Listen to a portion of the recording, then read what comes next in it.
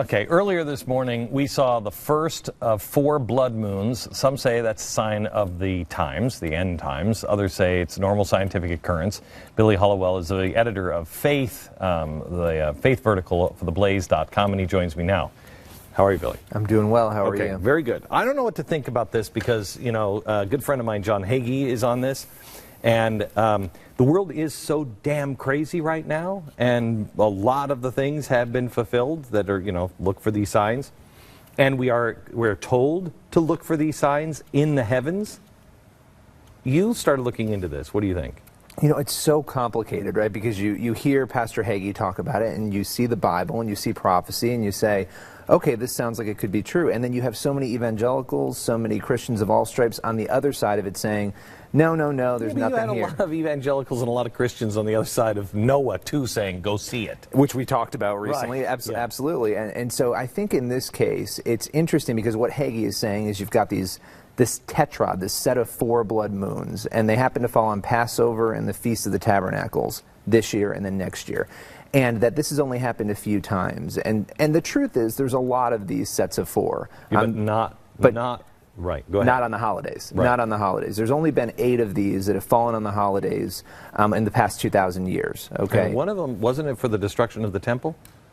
Yeah, I can't remember which one. Let's see. We have 162 to 163, 860 to 861, 842 to 843. They don't talk as much about those 3, but there were events happening, actually. Right. And then the last 4 have been the kicking out of the Jews out of Spain, 1493.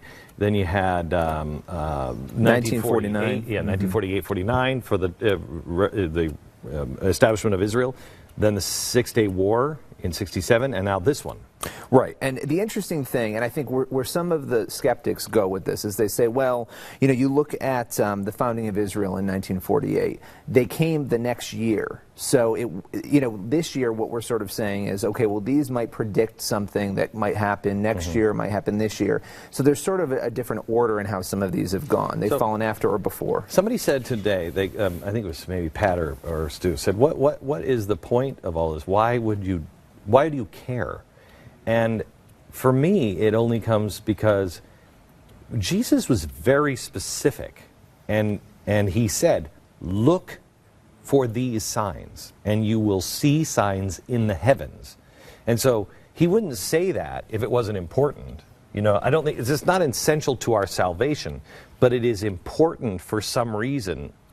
You know, and maybe it's just what? It gets people talking about it. I mean, a warning call? Yeah, I mean, listen, at the end of the day, whether people believe it or not, it gets people talking about it, right? And so we've had these happen, and now this is apparently the last one that's going to happen. In 2014, 2015, the last one that will fall, not the last set of 4, but the last one that will fall on the holidays.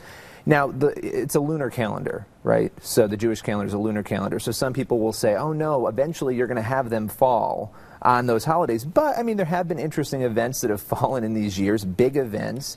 And Hagee says, you know, that there's always sort of a tragic event and then an uplifting event. And the tragic event, Holocaust, uplifting, founding of Israel. So, yeah, listen. And that would fit on I mean, because he is saying that this is, he's saying that there's financial cataclysm coming. He believes something important, significant for the country of Israel and for the rest of the world is coming. I don't think he's saying that this is the end times. No, and that was one of the things that a lot of articles have sort of run away with in the last week. Right. And we were very careful when we covered this today to say this is about Israel, about a big event. It could or could not be tied to the end times, but it's a big event. It's not what he's talking about. It's a very different thing. I mean, but even if you look at the end times, I mean, that is a really bad thing that ends in a good way. Right, and I mean, listen, you look at the way the world is right now, the way people are acting, what's happening in the Middle East, Syria, I mean, a lot of these things. Joel Rosenberg is someone we interact with a lot, and he talks about a lot of these issues and says, look, I mean, we're focused on Syria, we're focused on the Middle East, we're talking about Russia now, which is another country that's in the mix here with some of these ideas and prophecies. So big things are happening. Okay, Billy, thank you very much. Thanks for having me. Read all about it at TheBlaze.com. Back in a minute.